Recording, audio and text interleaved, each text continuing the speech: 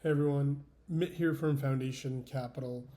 In today's video, we're just going to walk through basically how we underwrite some deals, how we make some offers, and go through what that looks like.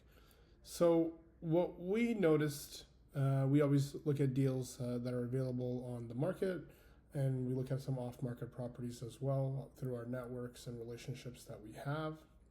So based on that, this is a property that we saw that was available and we thought it was interesting. So I'm just gonna walk you through kind of a thought process on it and then how it ties back to the numbers. So we saw that this property got put on the market in London, Ontario. Again, one of the core markets that we focus on. It's 11-plex that is on a main road for $2,150,000. So let's take a look at the package together and go from there. So as we can see here, it's a 2.5-story, 11-unit walk-up building, an established residential neighborhood close to the downtown, yet zoned for multifamily. There's a development potential, but it consists of 11 one-bedrooms and 1 bath of similar size and layout. 8 units have been renovated, and there's a feature of a dishwasher. There are 3 apartments on the lower level with the laundry room and tenant storage, and 4 units on each of the upper floors. So similar to some of the other buildings that we kind of own and we look at. There's 12 on-site service parking spots. Again, that's important, especially as you want to have tenants that need to be able to commute. There's coin-operated laundry on site with 2 owned washers and dryers. Individual tenant storage lockers in the basement. There's separate hydro meters, so it can be utilities, can be charged back to tenants effectively. The current NOI is $120,842.64 with a projected net operating income of $157,000. The roof was updated in 2020. The boilers are over a decade old. It's close to downtown. It's near the river. Public transit. This is the zoning. This is the property taxes, and it's about 0.25 acres. So this is just some of the pictures from the interior of the property. So typical 3-story walk up. This is kind of a standard kitchen that we're kind of looking at here. Not that really updated. It's something that it's not necessarily doesn't look like parquet flooring, but still relatively close. Yeah, as you can see, like the older stuff has not as many great lights, which again, as you notice, we put in a lot of pot lights and stuff into our places to just make these places more warm and welcoming, especially as people try to work from home and stuff as well now. So typical bathroom, yeah, it just looks pretty standard. It's the old vanity kind of here. Okay, not a bad layout. You got typical bedroom. It's a bathroom. You just kind of walk in, you've got your kitchen, you've got your living room, pretty spacious living room, and then you got your bedroom. And these are the hydro meters, the gas boilers, main electrical, gas meter. Standard stuff. Just like pictures, just looks like any one of the other properties that we kind of own. And this is a current snapshot of the financial position. So as we can see here, there's a lot of higher paying tenants at the $1,500 amount. Obviously, you can see that these are the ones that sign leases later in life.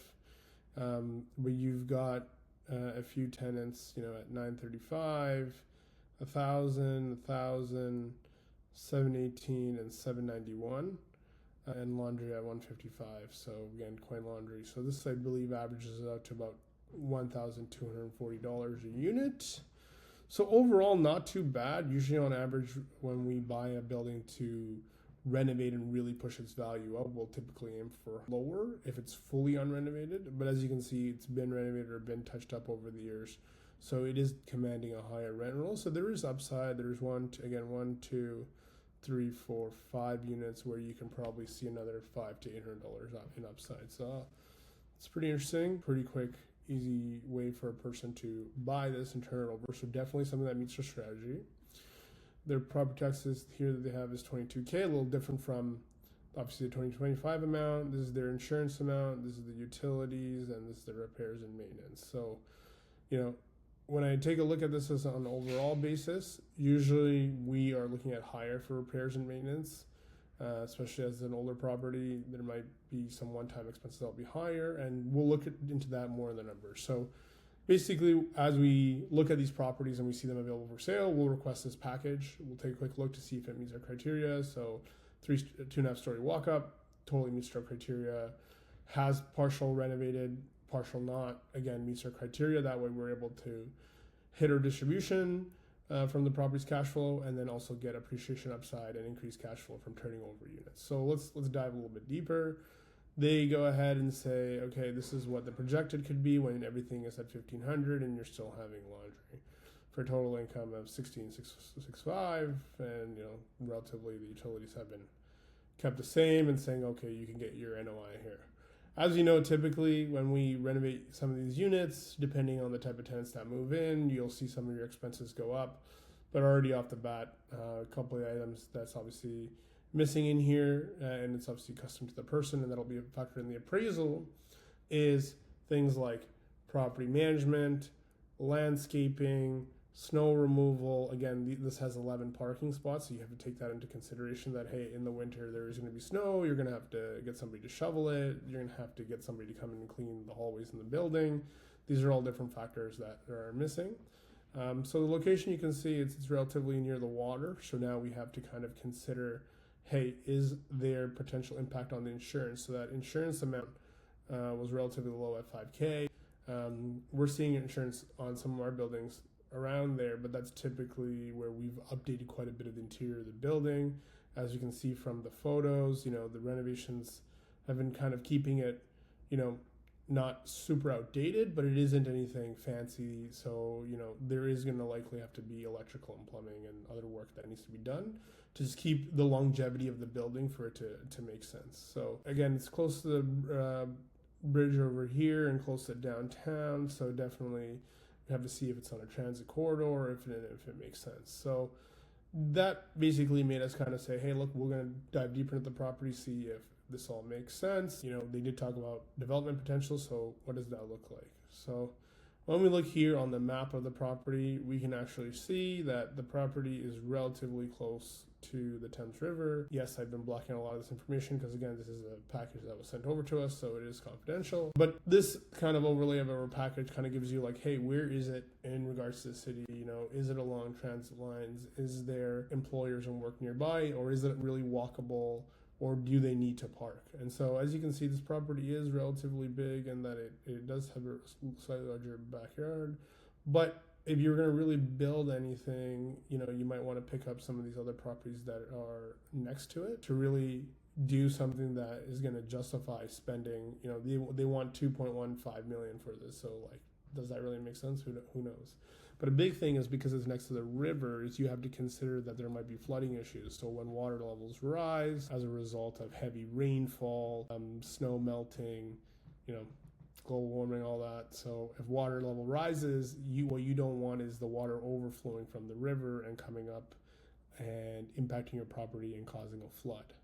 So one of the things you have to check for is it about 30 meters from the stable base point, and otherwise that's going to have impacts in regards to development, where you have to work with the conservative authority, and in this case it would be the Upper Thames Conservative Authority, and need to make sure that it's clear with the city. What that will add is significant costs in regards to engineering. You're going to have to engage a geotechnical engineer who's going to tell you if that's first of all feasible, and if they say, hey, you're actually within 30 meters of this, then you're going to have to go and deal with the Upper Thames Conservative Authority, and you're going to have to engage in even another engineer. So again, significant costs. So sure, anyone can always argue there's development opportunity, but there'd be a lot of costs here. So again, not our primary focus, but obviously something where we do take that into consideration for potential liquidation or potential growth opportunity within the REIT as well.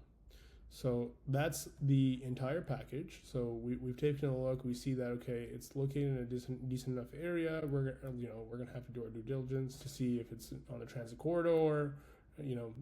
Do these rents make sense? What does so now that we know that this kind of meets our criteria of what a building that we would typically buy, now we have to see, what's the price that we can offer? Does this make sense? And let's dive into that. So basically, using all of these numbers from the current financial snapshot, we developed kind of our analysis, and we'll jump into that now.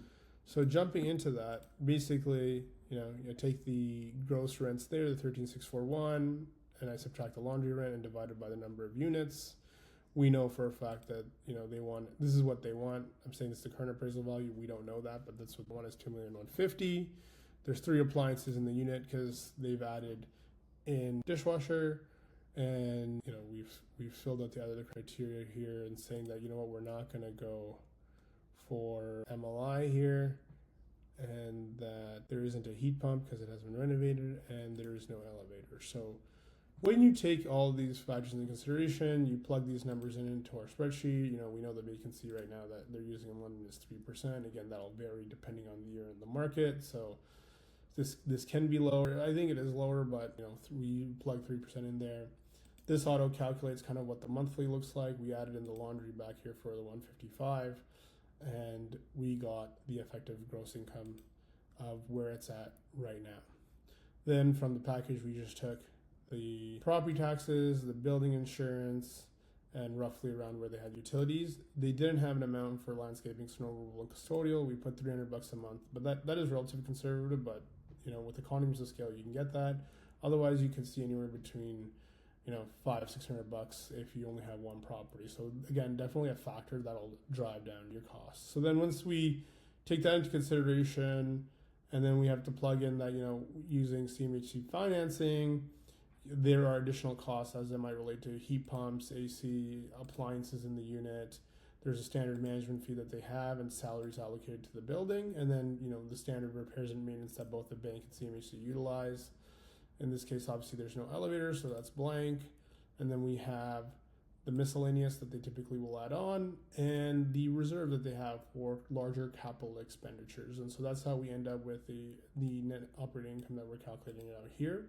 So as you can see, this is widely different from what they're calculating because they only outlined, these 3 expenses along with a lower repairs and maintenance amount. As you can see, the repairs and maintenance here is almost double the figure that they had, and that's obviously something to consider. Again, the reality can be that it's lower and that you can actually make a higher return on a cash-on-cash basis, but when you're going for financing, this is what this is going to determine. So you're going to determine, based on this, what is, from a conservative approach, the actual return. So from here, we can see that, okay, this is the different net operating income. As we've covered in other videos beforehand, the cap rates, you kind of have to see where the market is, and based on what we know on the market right now, especially in the London, Ontario area with CMHC, it's going to be anywhere between 5 to 5.5 cap, depending on the rent roll and where things are at. So when we plug that in here, from their value of $2,150,000,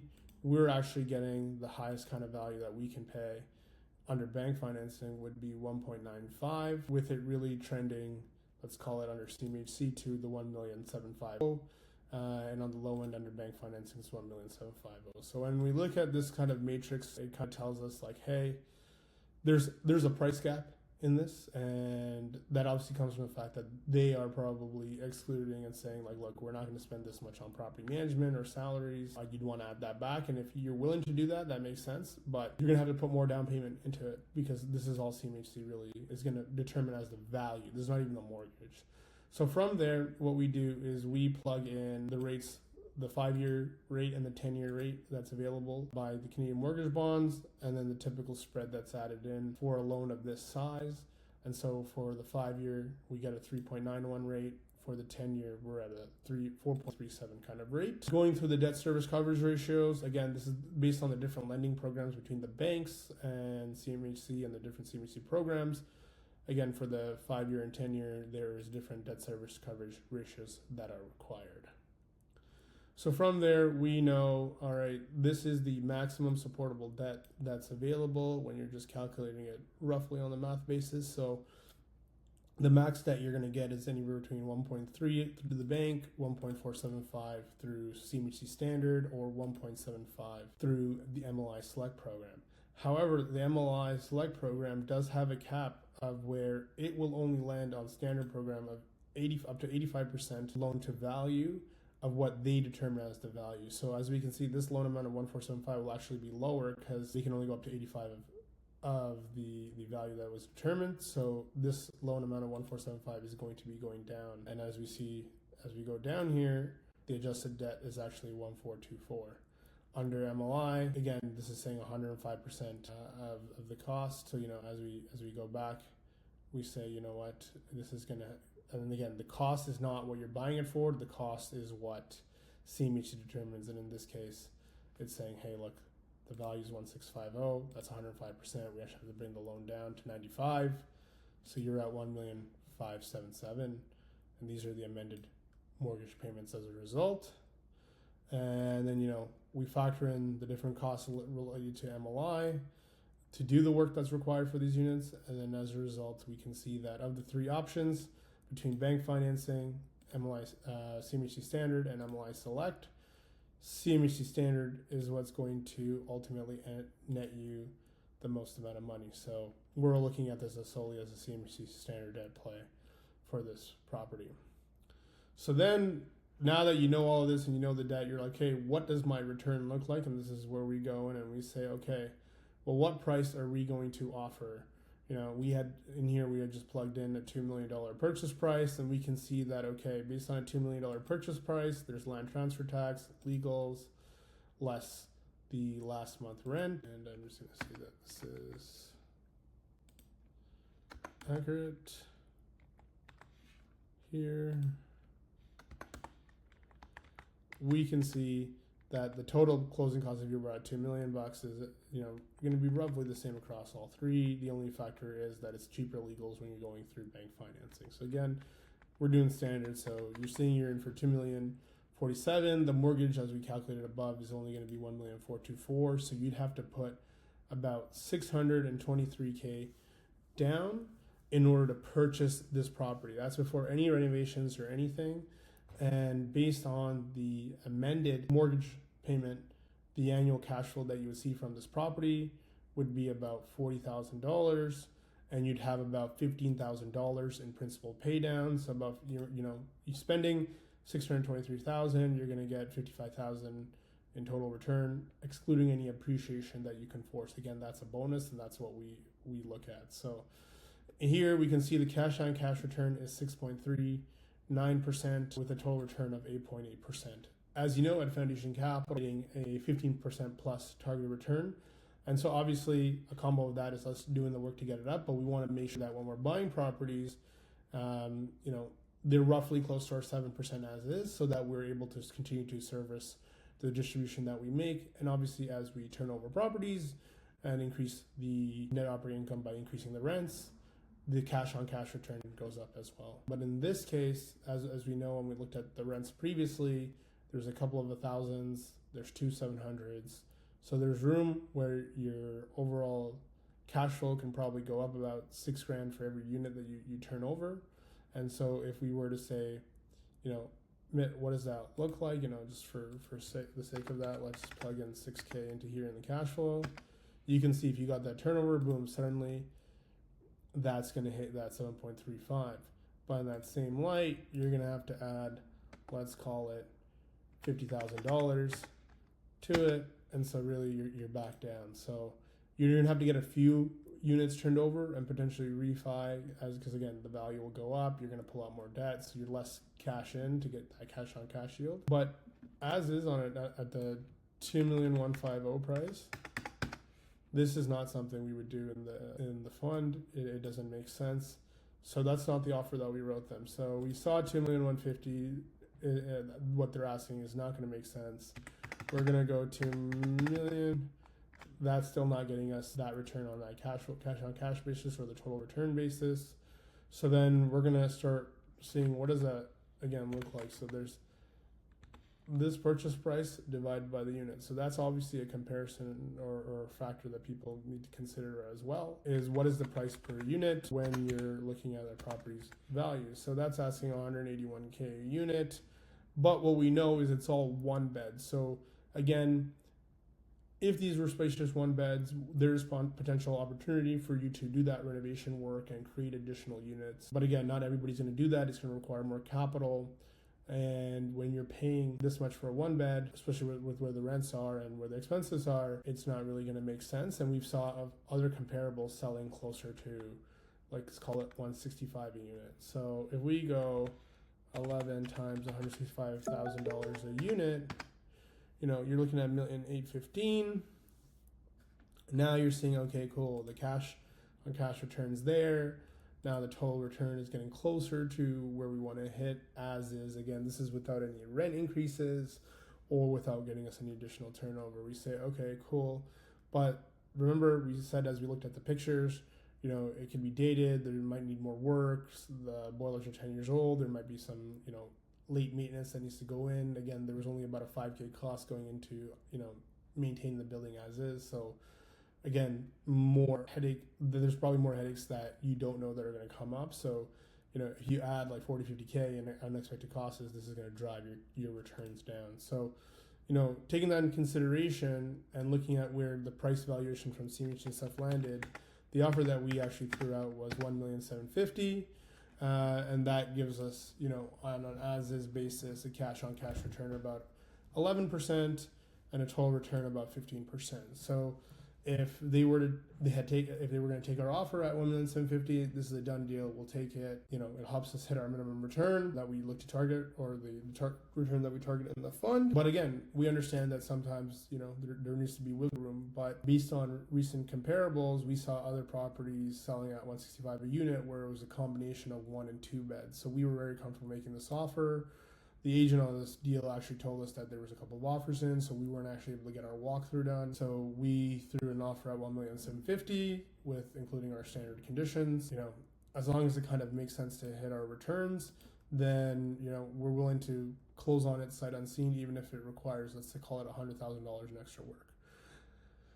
Unfortunately, I guess they decided they got another better offer or a different offer, and so the seller of this property decided to go with somebody else. So we will not, unfortunately, we will not be acquiring this property. But hopefully this gave you kind of an overview of how we look to underwrite the deals. And going back to, how does the price per unit matter? Where's that, where do you justify maybe buying stuff for higher? Because, we can buy things for anywhere up to like $200 to $250. It always depends on the size of the building and the opportunity that's available, especially when it's one beds. In this case, we know that there's not in-suite laundry. So if we shut down the laundry room, we're going to have to give the tenants a rent discount across the board, about $25 a unit. Then we're going to have to spend anywhere between $4 to $7 grand to provide in-suite laundry, including the appliance, to each of the tenants. And then we'd have to spend another $60,000 to $80,000 looking to convert the laundry room to an additional, into an additional unit, and any development costs that might come from that, and then converting the storage room as well. So when we take all those factors into consideration, yes, there's a lot of upside and potential, but this is not a time for you to be paying for things for the future potential and for the future work that you're going to do. That's what you get rewarded. So with this disciplined underwriting is how we're able to acquire properties that make sense and allow us to hit our targeted returns. And this is just kind of a quick overview of how we look and underwrite deals. Obviously, some of the other considerations that I talked about earlier in the video is that it is on a near a transit corridor. And if we go down to the bottom here, we can see that, if you were to buy some of these properties, there is a potential later in the future to apply for site plan approval and build a larger multi-unit building. However, that is a long process. However, if we got this at the $1,750,000, this is definitely a deal we would have firmed up and closed in short order. And would have been an accretive asset to the fund. Anything higher at this moment in time doesn't really make sense because of the nature of the size of the building and the limited upside on increasing the current rents. So hopefully, guys, you found this super useful and you got to see how we underwrite potential acquisitions. We are going to be sending out more videos like this, highlighting how we're looking at these deals. So if you're an existing investor, send me some comments on what you think. Do you think we're being too? But for us, we're just following the basis of math to make our decisions. We're not letting ourselves get emotionally attached to the property. And if you're not an existing investor and you've somehow found this video and you like how we manage things, reach out to get invested in multifamily real estate across southwestern Ontario. So again, Mitt from Foundation Capital. If you like these videos, put a reply to the email, put a comment below, and we'll send more of these out. Thanks for now.